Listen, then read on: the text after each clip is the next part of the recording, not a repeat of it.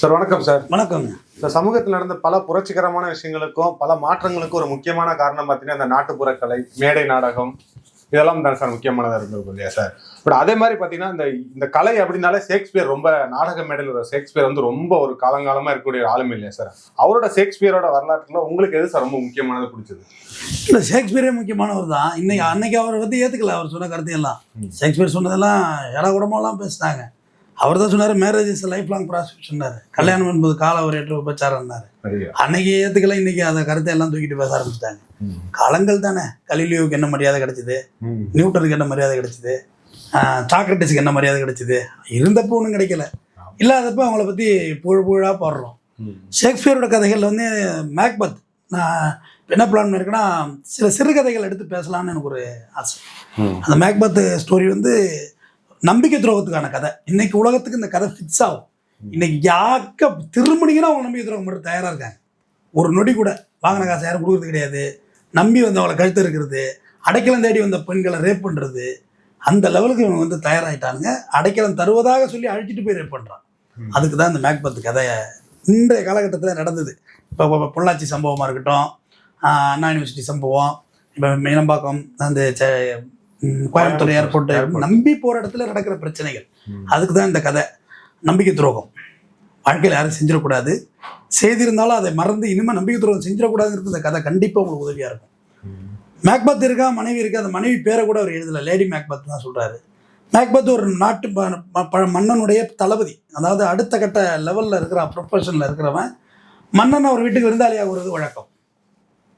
மன்னன் அந்த முறை விருந்தாளியாக வந்தார். ஆனால் மேக்பத் காலையில் உன்னிடம் ஒரு தகவல் சொல்கிறேன் அப்படின்னு அவர் சொல்லிட்டு இரவு விருந்தோம்பல் செய்கிறான். மேக்பத் பொண்டாட்டி நல்லா பரிமாறுது, நல்லா கறி வகை சாப்பாடுகள் எல்லாம் நடக்குது. மேக்பத்தை வந்து மன்னருக்கு வந்து உறங்குக்குள்ளே கொஞ்சம் விசிறி விட்றான், காற்று வரட்டும். அந்த எழுத்துக்கள்லேயே உங்களுக்கு அவ்வளோ அழகாக இருக்குங்க. நம்மளில் பல பேர் பல நேரங்களில் மேக்பத்தா வாழ்ந்துருக்கோங்கிற இந்த கதையோட முடிவு உங்களுக்கு கண்டிப்பாக உணர்த்துனுச்சுன்னா நம்ம பேசுனதில் ஏதோ ஒரு அர்த்தம் இருக்கும். எத்தனை ஆண்டுகளுக்கு முன்னாடி உள்ள கதையை எடுத்தாலும் மறுபடியும் உங்களை ப்ரொமோட் பண்ணுறேன். அந்த கதையை வெளில சொல்கிறேன். விசிறி விடுவான். மன்னர் அயர்ந்து தூங்குவார், மிக ஆழமாக அயர்ந்து தூங்கியிருப்பார். அப்போ மேக்பத்தோட பொண்டாட்டி சொல்லுவா, யோ யோ இதை விட ஒரு நல்ல சந்தர்ப்பம் கிடைக்காதியா, கொன்றையா அப்படின்னு. மேக்பத் சொல்லுவான், என்னை இந்த இடத்துக்கு இவ்வளோ உயரத்துக்கு அவர் உயர்த்தியவர் அவர் தான்.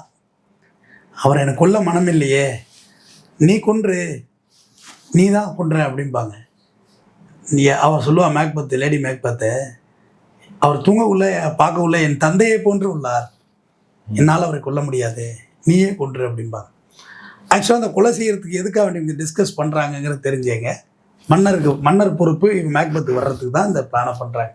ஓகே, சரிங்களா? இப்போ ஒரு ட்விஸ்ட்டை உடைச்சிடுறேன். மன்னர் வந்தது காலையில் ஒரு தகவல் சொல்லி வருகிறேன், மகிழ்ச்சி அடைவேன்னு சொல்லிட்டு படுத்தது. நாளையில் முதல் நீதான் இந்த நாட்டிற்கு மன்னன், நான் அந்த பதவியை கொடுத்து தான் வீட்டுக்கே வந்திருப்பார் மன்னர். பார்த்துங்க, உங்களுக்கு தானாக கிடைக்க வேண்டியதுக்கு நீங்கள் என்ன வேலை பார்க்க போறீங்க? உங்களுக்கு தானாகவே கிடைக்க போகுது. அந்த ஓப்பனிங் ஆகிட்டு தின்ட்டுங்க. ஆனால் நீங்கள் அதுக்கு இடையில என்ன வேலை பார்க்குறது திங்க் பண்ணியிருக்கீங்க? இல்லை, எனக்கு மனம் இல்லை அப்படின்பா. அவள் சொல்லுவாள் லேடி மேக்பத்து, யோ இனிமே அவர் நம்ம வீட்டு விருந்தாளியாக வராமல் போயிட்டாங்க, என்ன பண்ணுறது? இதுதான் சான்ஸ், இதை விட்டால் சான்ஸே இல்லை, கொன்று விடு அப்படின்னு சொன்னோன்னே மேக்பத்தும் தயாராகிடுவான் மன்னரை கொண்டு. மன்னர் வந்து அயர்ந்து தூங்குறாருன்னா, நீங்கள் ரொம்ப பீஸ்ஃபுல்லாக தூங்குறது எங்கே தூங்குங்க தெரியுமா? சொல்லுங்க பார்ப்போம். உங்கள் வீட்டில் தான், வேறு எங்கேயும் உங்களுக்கு ஆழ்ந்த தூக்கம் இருக்காது. உங்கள் அம்மா அப்பா இருக்கிற இடத்துல தூங்குற தூக்கம், ஈவன் தோ அது மனைவி வந்த பிறகு கூட நீங்கள் அப்படி தூங்குறீங்களாங்கிறது கூட எனக்கு கேள்விக்குறி தான். ஆனால் அம்மா அப்பா இருக்கிற வீட்டில் நீங்கள் ரொம்ப நிம்மதியாக தூங்குவீங்க. அது ரொம்ப பாதுகாப்பு உணர்வோடு ஃபீல் பண்ணுவீங்க. ஏன்னா உங்களுக்கு எந்த ஒரு சின்ன பாம்பு வந்தால் கூட தைரியமாக அம்மா கையால் தூக்கி வீசிடுவா, பிள்ளைய குத்திர போதேன்னு. சரியா? அப்பா அவர் கம்பு எடுத்து அடிச்சிடுவாரு. அந்த அளவுக்கு நம்பிக்கை உன்ட்ட இருக்கும். அப்படி தூங்கிக்கிட்டு இருக்காரு அவர். மன்னர் மேக்பத் வீட்டில் தூங்குறதா அவர் ஃபீல் பண்ணவே இல்லை. சொந்த வீட்டில், தன் சொந்த வீட்டில் தூங்குவதாக மேக்பத் உறங்கி கொண்டிருக்கிறார், ஆழ்ந்த உறக்கம். இதுக்கிடையில் ஒரே ஒரு வரி சொல்லிடுறேன். 3 நிலைகளில் ஒருவரை கொன்று விடாதீர்கள், அவர்களை அடித்து விடாதீர்கள், தள்ளிவிட்டு விடாதீர்கள். ஆழ்ந்த பசி, கடுமையான பசியில் ஒருத்தர் சாப்பிட்டுட்டுக்குள்ள அவனை கொண்டாதீங்க, இல்லை அவனை தள்ளி விட்டுறாதீங்க, இல்லை சாப்பாடை பிடிக்கிறாதீங்க, இல்லை வம்புழுத்துறாதீங்க. இன்னொருவன் ஆழ்ந்து உறங்குகிறவனை எதுவும் செய்து விடாதீர்கள், தூக்கத்தை கலைத்து விடாதீர்கள். அது மிகப்பெரிய பாவம்னு நினைங்க. இப்போ நான் சொல்கிறது ஒரு பாவம்னே நினைங்க. ஆழ்ந்த உறக்கத்தில் அவனை கொலை செய்து விடாதீர்கள். அவன் நம்பி உறங்குகிறான். 2வது பாவம். 3வது பாவத்தை சொல்கிறேன். தான் மனப்பூர்வமாக தன்னை மறந்து மெய் மறந்து இன்னொரு பெண்ணோட காமத்தில் ஈடுபடும் போது அவனை கலைத்து விடாதீர்கள், தொந்தரவு செய்து விடாதீர்கள், அவனை கொன்று விடாதீர்கள். அது மிகப்பெரிய பாவம். இந்த 3ம் பெரிய அறம் மீறிய செயல். ஆனால் இது எப்படி நடக்குதுன்னு பார்த்தீங்கன்னா, போதைய வாங்கி கூட தூண பிறகு தான் கொலையே பண்ணுறான். சரிதானே? கள்ளக்காதலியை வரவழைச்சு தான் கொலையே பண்ணுறான். நல்லா சாப்பிட கொடுத்து சாப்பாட்டில் வெளுத்த வைக்கிறான். எவ்வளோ பெரிய பாவச் செயலை செய்கிறோம் என்று பாருங்கள். மேக்பத் கதைக்கு வருவோம். மேக்பத் கொன்று விடுகிறான், அதை மறைத்தும் விடுகிறான். மன்னரை கொலை செய்து மறைத்து விடுகிறான் மேக்பத். அதுதான் சொன்னேன், பல நேரங்களில் நாமும் மேக்பத்தாக வாழ்ந்து உள்ளோங்கிறது இப்போ பல பேருக்கு உடைக்கும். மறைச்சிடறான், தெரியல, யாருக்குமே தெரியல. அடுத்த நாள் இவன் தான் பட்டாபிஷேகம் நடக்கிறது. மன்னராகிறான். மன்னராகி பெரிய விருந்தோம்பல் நடக்குது. அது ஷேக்ஸ்பியர் அழகாக எழுதியிருப்பார். மேக்பத்தோட பாயிண்ட் ஆஃப் வியூவில் வரும். அதுக்கு பிறகு மன்னராகி விருந்தோம்பல் நடக்குது. கையை பார்க்குறான், கையெல்லாம் ரத்த கரையாக ஃபீல் பண்ணுறான் மேக்பத். இந்த எத்தனை போய் எங்கே போய் கடையில் கழிச்சாலும் கங்கையில் கழிச்சாலும் இந்த பாவம் போகாது போல இருக்கடா, கை பூரா ரத்தமாக தெரியுதுன்றான். ஆனால் மன்னராகி விட்டான். அதில் உச்சமாக ஒரு விஷயம், இந்த பாவம் அப்படின்ற புண்ணியம் அப்படின்றத தாண்டி உங்களுக்கு இவன் ஒரு நம்பிக்கை துரோகம் செய்திருக்கிறான். தவறுகளை நீங்கள் மறைத்து விட்டீர்கள், வெளியில் தெரியலை, எல்லாத்தையும் மறைச்சாச்சு, யாருமே பார்க்கல இந்த உலகத்தில். ஆனால் உங்கள் மனசாட்சியே உங்களை கொன்று விடுங்கிறது தான் அந்த மேக்பத்தோட கதையை சொன்னேன். கொலை செஞ்சிடலாம், நிம்மதியாக இருந்துடலாம், ஆனால் நீங்கள் வாழ்நாள் முழுவதும் அதுக்காக வருத்தப்பட்டு கொண்டே இருப்பீர்கள். அதுதான் அந்த மேக்பத்தோட கதையை உணர்த்தும். அந்த நீங்கள் படிக்க முடிக்கக்குள்ள அந்த உணர்வு வந்துடும் உங்களுக்கு. ஏன்னா எந்த சூழலையும் நம்பிக்கை துரோகம் செய்யக்கூடாது. நம்மளை நம்பி வர்றாங்கல்ல, அவங்களுக்கு துரோகம் செய்கிறதே தப்பு. அது நம்பிக்கை துரோகம் செய்கிறது அதோட பெரிய தப்பா இல்லையா? அதுதான் மேக்பத் செஞ்சான். அடுத்தது, நமக்கு ஒரு வாய்ப்பு வரப்போகுது, வரும், வராமல் போவே போகாது. பிரபஞ்சம் உங்கள்கிட்ட கொண்டாந்து சேர்க்கும். நீ என்னவாக வேண்டும் என்று நித்தம் எண்ணி விழைகிறாய், அதுவாகவே நீ மாறுவாய். நம்ம நினைச்சோம் திங்கிங் ப்ராசஸ் அண்ட் அதுக்கான முயற்சி இருந்தோம்னா கண்டிப்பாக நம்ம ஒரு நாள் அடையலாம், நிச்சயமாக அடைவோம். அது முடியவே முடியும். இந்த பிரபஞ்சம் கொண்டாந்து சேர்க்கும், நான் நம்புகிறேன். கொஞ்சம் வெயிட் பண்ணி தான் காலையில் மன்னர் முடித்தவுடன் அழைத்து கொண்டு போய் அரியணையில் உட்கார வைக்க போகிறார். அதுக்கடையில் நம்ம கொலை செய்கிறோம். லஞ்சம் கொடுக்குற மாதிரி வச்சுங்களேன். தானாகவே ஈபி கனெக்ஷன் கொடுக்குறது ஒன்று லஞ்சத்தை கொடுக்குறது, எது கொடுக்குற, வெயிட் பண்ணி கூட கொடுக்க போகிறாங்க. அது சொன்ன நம்பிக்கை துரோகம். நம்பிக்கை துரோகம் பற்றி நிறைய நடக்குது. நண்பர்களே கடன் வாங்கினா நம்பி திருப்பி கொடுக்கும். நம்பிக்கை துரோகம். நம்பி தான் உன்னோட வந்தேன், இப்படி பண்ணிட்டியே. இப்போ பொள்ளாச்சி பாலியல் சம்பவமாக இருக்கட்டும், நம்பி தானே உங்கூட வந்துச்சு அந்த பொண்ணு. அதை பண்ண வீட்டுக்கு போயிட்டு எதுவும் சொல்லுங்கள், ஆனால் உன்னோட நம்பி தானே வந்துச்சு. துரோகம் பண்ணலாமா? உன்னை நம்பி தானே தூங்குறாங்க, அவன் கையில் தூக்கி போட்டு அவன் நகை எடுத்துகிட்டு போகலாமா? நம்பிக்கை துரோகம். யாருக்குமே ஒரு நம்பிக்கை, 1ஆம் தேதி உனக்கு பணம் கொடுத்துட்றேன்னா அந்த 1ஆம் தேதி கொடுத்துடணும்ல. அது நீ நடக்குதா? இல்லை. அப்போ அந்த மேக்பத் கதையில நம்ம தெரிஞ்சுக்கிறது, லேடி மேக்பத்தை பற்றி நான் இந்த இடத்துல பேசியே ஆகணும்.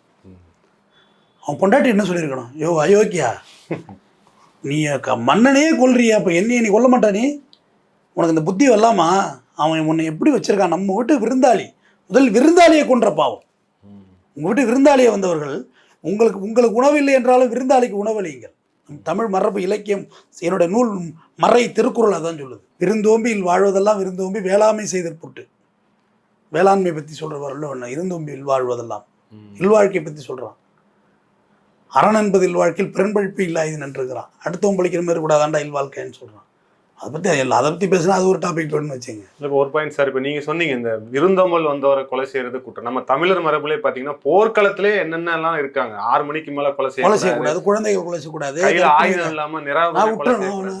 ஆனால் இன்னைக்கு அப்படி இல்லையே, பள்ளிக்கூடத்து மேலே கொண்டு பாம போடுறான் தம்பி, 200 குழந்தைங்க சேர்த்துட்டு காசால, அதை எல்லாத்தையும் மீறான் தம்பிவன். அப்போ நம்பிக்கை துரோகத்தை அந்த லேடி மேக்பத் இப்படி கொண்ட மன்னனே நீ வந்து கொல்றது நினைக்கிறியோ, நம்மகிட்ட விருந்தாளியா அவரு, தூங்குறாரியா, முழிச்சுக்கிட்டு இருந்தபடி கொலை செஞ்சதோட ரைட். மன்னா முழிச்சுக்கிட்டு இருக்குல்ல, மன்னா நான் அரியணை ஏற வேண்டும், உங்களை கொண்டாதான் ஏறலான்னு கூட நீ ஃபைட் போடல. அப்படி தளபதியாக இருக்கிறதே தகுதி இல்லாதவன்ல, போர் முறையை மீறிட்டாங்கிறது தான் நீங்கள் கேட்ட கேள்வி பதில் இதுதான். முழிச்சுக்கிட்டு இருக்கவனுக்கு சண்டை போடுற, தூங்கிட்டு இருக்கவனுக்கு சண்டை போடுறது எப்படி வீரம்? அவன் முழிச்ச பிறகு மன்னா இந்தா உங்கள் வாழ், இது என் வாழ், நீ யாரோ ஒருத்தன் தான் மன்னா, ஒன்றை தானே நாட்டை கொடுக்க போறேன்னு இருப்பாரு. இல்லை காலையில் வெயிட்டிங் பீரியட், காலையில் 5 மணிக்கு அந்த முடிவு தான் நடக்க போகுது. இந்த ஃபோன் வந்த பிறகு சொல்கிறேன், காலையில் பேசிக்குவோம். உண்மையாக மனசாட்சியோடு சொல்கிறேன். நான் நிறைய இப்போ இரவுகளில் சொல்கிற பதில் இதுவாக தான் இருக்குது. காலைல பேசுவோம். ஏன்னா நம்மள்ட்ட பேசுகிறவங்களும் சரியான சூழலில் இல்லை. உடனடியாக இன்ஸ்டண்ட்டாக ஆடியோ மெசேஜ் போட்டு திட்டுறதோ, வீடியோ காலில் போட்டு திட்டுறதோ அவசியமே இல்லை. டெக்ஸ்ட் பண்ணுறது, காலைல பேசிக்குமே, காலையில் எல்லாமே மாறும். இருட்டாக இருக்கிறதுல வெளிச்சம் வரட்டுமே, பேசுவோமே, பகல் வெளிச்சத்தில் உட்காந்து பேசுவோம், நல்லதே நடக்கும் அப்படின்ற ஒரு திங்கிங் ப்ராசஸ் என் மைண்டில் உண்டு. இப்போ மேக்பத் காலையில் வெயிட் பண்ணி தான் நைட்டு 12 மணிக்கு கொலை செய்கிறான் மேக்பத்து. இன்னொரு 6 மணி நேரம் வெயிட் பண்ணி தான் மன்னரை அறிவிக்க போகிறாரு. எவ்வளோ சந்தோஷமாக இருந்திருக்கும், குற்றமணம் இல்லாமல் நீ வாழ்ந்துருக்கலாம். அந்த மேக்பத், லேடி மேக்பத்தும் அந்த கொலைக்கு தூண்டுதலாக இருக்குது. ஒரு எங்கள் அப்பா, அது அவர் தூங்கக்குள்ளே எங்கள் தந்தையார் மாரி தெரிறாருன்னா இப்போ என்ன சொல்லியிருக்கணும், எங்கள் அப்பா மாதிரி இருக்காரு, கொன்ற வேண்டாம், அவர் போட்டோம் அப்படின்னு சொல்லி நல்லவனாக கூட வாழ்ந்துருக்கலாம். முதல்ல இந்த சிந்தனை வந்ததே தப்பு இல்லை.